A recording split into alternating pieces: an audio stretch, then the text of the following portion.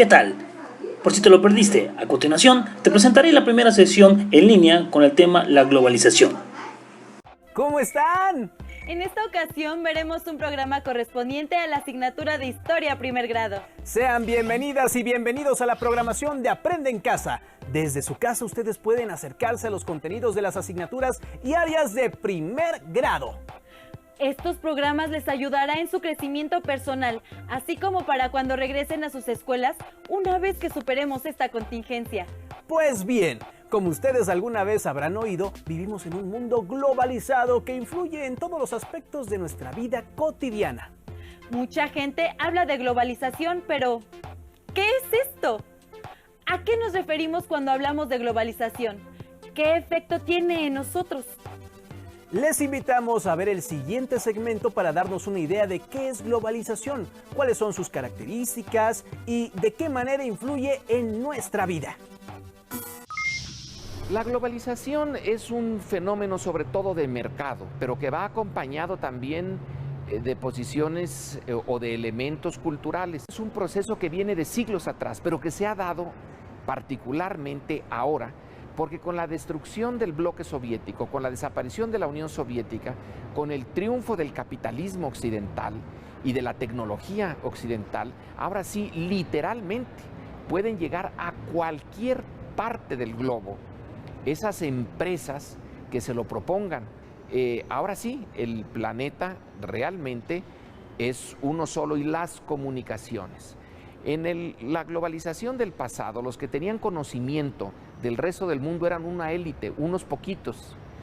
En fin, Colón pertenece a un grupo muy chiquito, pero en cambio ahora cualquiera de nosotros se mete al internet y puede entrar en contacto con una persona que esté exactamente en el otro extremo del planeta.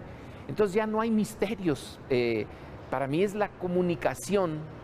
Esa es la globalización llegada a su punto máximo. La globalización está generando una serie de valores, muchos de ellos relacionados con el consumismo. Desde las prendas de vestir hasta los hábitos alimenticios, pasando por la definición de belleza física, entre otros. Todos imponen una manera única de pensar y actuar. Por ejemplo, que los ejecutivos vistan de traje y corbata y los jóvenes de mezclilla, que todo el mundo use el celular, o que en todos los países se venda el mismo refresco de cola. ¿Qué tal los efectos de la globalización cultural? Así es, impone hábitos de masas. Por ejemplo, una forma homogénea y estandarizada para vestirse a nivel mundial. O incluso de formas de pensar y actuar que trascienden fronteras. Pero, ¿cuáles creen que sean los efectos positivos o negativos de la globalización? Para que quede claro, los invitamos a ver el siguiente video.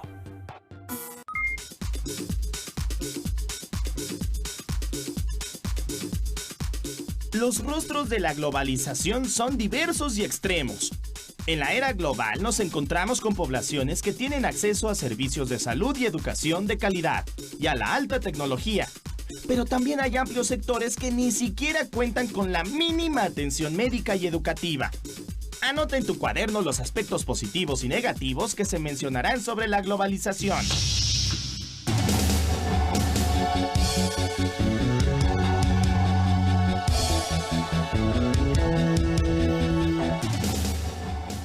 Tiene también unas cosas positivas y es la liberación, en cierto sentido, del espíritu, de la imaginación. Ya no estamos atados a anclas geográficas, a fronteras que no se pueden pasar, los movimientos migratorios con pasaporte o sin pasaporte, porque son invitados o porque van en contra de las autoridades, son enormes. México lo está viviendo. Una buena parte de los mexicanos simplemente se van a otro lado. Que los quieran mucho, poco, nada, es otra cosa, pero se mueve, el mundo se está moviendo muchísimo. Entonces hay también el sentido de responsabilidad global. Ahora el planeta, somos responsables por el planeta en su conjunto. se siente la responsabilidad global frente al calentamiento, por ejemplo, del planeta. Todos somos responsables, pero claro, hay unos más que otros, los que concentran los recursos, los que concentran los bienes y servicios del planeta. Es un fenómeno muy contradictorio, que requeriría mucho tiempo analizarlo. Tiene cosas muy positivas, pero también está en lo cotidiano, poniéndole nuevas restricciones a los individuos, sobre todo a aquellos que pueden defenderse menos, a los que tienen menos acceso a los recursos. El mercado está hecho para ser eficiente, no para ser justo. La justicia no tiene nada que ver con el mercado y la globalización tiene al mercado en el centro. Entonces nosotros tenemos que poner el sentido de la justicia en contra de las tendencias de la globalización.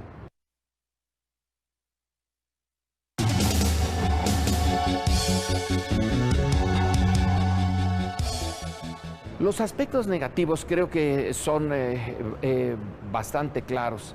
Es la concentración del poder económico y del poder político en muy pocas manos. Es una élite global la que domina el mundo ahora. No es nacional, es estrictamente global. Son las enormes concentraciones de dinero, de recursos. Esto impide la libertad de muchos, no de la antigua manera en la cual un ejército y un país se imponía sobre el otro.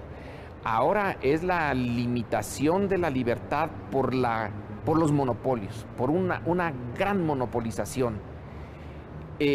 También es la destrucción de ciertas formas de vida, culturas locales muy débiles. Pero a lo mejor esto es inevitable. No estoy muy seguro. Lo que sí es evitable es la concentración de recursos, que es antidemocrática y que está dividiendo al mundo en una vasta, enorme masa de consumidores y trabajadores, luego una élite intermedia de técnicos y directores y un grupo pequeñito que basta leer revistas como Fortune o Forbes y entonces encontrar personas o familias que tienen, y una está en México, 40 y tantos mil millones de dólares como fortuna personal, mientras en el otro extremo están los mexicanos que viven con $1 o $2 al día. Ese es uno de los efectos de la globalización, la destrucción de culturas indefensas. De acuerdo con lo anterior, ¿creen que la globalización ha sido positiva o negativa para los habitantes del mundo? Como vimos, hay efectos positivos y negativos de la globalización. Dentro de los positivos podemos mencionar la difusión instantánea de las comunicaciones a nivel mundial, el aumento de la movilidad internacional y la formación de una conciencia ecológica global. Dentro de los negativos debemos mencionar la concentración del poder y la riqueza, así como los millones de excluidos y marginados de gran parte de los beneficios de la globalización. Otra cosa que es muy importante tomar en cuenta es el riesgo de desaparecer, que enfrentan muchas culturas locales ante la cultura de masas de la globalización. Pero veamos el siguiente video a modo de ejemplo sobre los efectos de la globalización a partir de un caso en particular: las relaciones de México y los Estados Unidos. La pregunta que debe respondernos es: ¿cómo se ha adaptado la cultura de los migrantes mexicanos en los Estados Unidos? ¡Vamos a verlo! En la frontera entre México y Estados Unidos hay muros, vallas, estructuras de acero, ríos, vigas y otros obstáculos naturales o construidos por el ser humano que limitan el libre tránsito entre ambas naciones. Sin embargo, la cultura logra traspasar las fronteras sin importar si están protegidas o no. Hay ciudades fronterizas donde se hablan perfectamente bien tanto el idioma inglés como el español, y en ocasiones, cuando las culturas se mezclan, es difícil saber de qué lado de la frontera están. Muchos mexicanos han migrado a Estados Unidos en distintos periodos de los 2 siglos anteriores al actual. A fines del siglo XIX y en las primeras décadas del siglo XX, se dio un flujo importante de migrantes. En ese entonces existían los enganchadores, personas que prometían grandes ganancias a los que buscaban cruzar la frontera. La realidad es que a menudo eran explotados en los campos agrícolas sin poder regresar de inmediato, pues debían pagar la deuda a quienes les patrocinaron el viaje. La violencia de la Revolución Mexicana contribuyó a la salida de mexicanos hacia Estados Unidos a principios del siglo XX. Para remediar la escasez de mano de obra provocada por la Segunda Guerra Mundial, Estados Unidos inició el programa Bracero, mediante el cual contrataba trabajadores mexicanos de manera legal y temporal para trabajar en la agroindustria y los ferrocarriles. Con este programa, entre 1942 y 1964, migraban en promedio 200,000 trabajadores mexicanos al año. La mayoría se concentraba en las ciudades de Texas, California, Arkansas, Arizona y Nuevo México. Al eliminarse el programa Bracero, muchos migrantes se quedaron en Estados Unidos de manera ilícita. A pesar de que ahora existen mayores controles fronterizos, la creciente necesidad de mano de obra en Estados Unidos y la escasez de buenos empleos en México ha provocado que la inmigración ilegal siga creciendo. En 1990 eran 2 millones de mexicanos. Para 2016 fueron 5.4 millones. Los mexicanos que llegaron a Estados Unidos con el programa Bracero son migrantes de primera generación. Sus hijos y nietos, nacidos allá, de segunda y tercera generación, son denominados mexicano-americanos. La mayor parte de estas generaciones viven en Illinois, Indiana, Michigan, Ohio, Nueva York, Texas, Nuevo México, Arizona, California, Colorado, Georgia, Nevada y Washington. A quienes nacieron en territorios estadounidenses que antes pertenecieron a México, se les conoce también como chicanos, que como el resto de los mexicanoamericanos, saben poco de su nación de origen y algunos ni siquiera conocen México. La cultura de los mexicanos que viven en Estados Unidos parece contradictoria. Por un lado, recrean la cultura nacional y por otro, intentan adaptarse a la anglosajona. De hecho, no las mezclan. Toman elementos de una y de otra. Al tratar de adaptarse a la nueva cultura, pierden valores culturales de origen, lo cual tampoco permite que adopten por completo los valores culturales de la sociedad que los acoge. Así comenzó la revalorización de la cultura materna, que no han abandonado del todo, pues se esfuerzan en mantener costumbres, idioma, canciones, mitos y leyendas mexicanos. Por ejemplo, en las panaderías mexicanas del este de Los Ángeles se puede encontrar pan de muerto.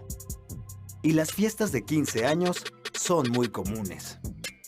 El convivir con ambas culturas ocasiona que las personas retomen elementos de una o de otra y los vivan de manera paralela. Por ejemplo, en los juegos infantiles es posible escuchar indistintamente a la víbora de la mar y London Bridge.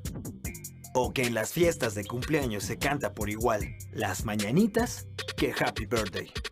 En cuanto a la religión, algunos migrantes conservan sus propios símbolos, como la veneración a la Virgen de Guadalupe, y otros se inclinan por religiones protestantes.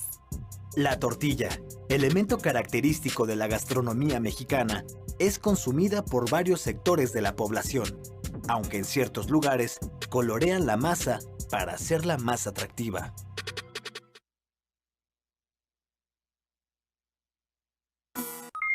Como vimos, es importante destacar que las personas de origen mexicano que viven en Estados Unidos integran rasgos de ambas culturas en sus formas de vida. Así es, la globalización ha impactado las formas de vida de miles de millones de personas en el mundo entero. Pero no nos podemos ir sin hacer unas preguntas que servirán como ejercicio luego de lo visto en este programa. Por ejemplo, ¿qué efectos tiene la globalización en el lugar donde viven? ¿Qué beneficios y qué efectos negativos tiene? ¿Han cambiado la forma de vestir o de pensar o de actuar de las personas que conocen? ¿Cómo ha cambiado la cultura de su comunidad por el efecto de la globalización? Respondan individualmente a estas preguntas y guarden las respuestas en su carpeta de trabajo. Pero no podemos irnos sin antes invitarles a que trabajen la paciencia y el respeto a los demás. Desde luego, el estar tanto tiempo en casa puede ser una oportunidad para mejorar aún más nuestras relaciones familiares. Y para eso es necesario ante todo ser pacientes y colaborar entre todos.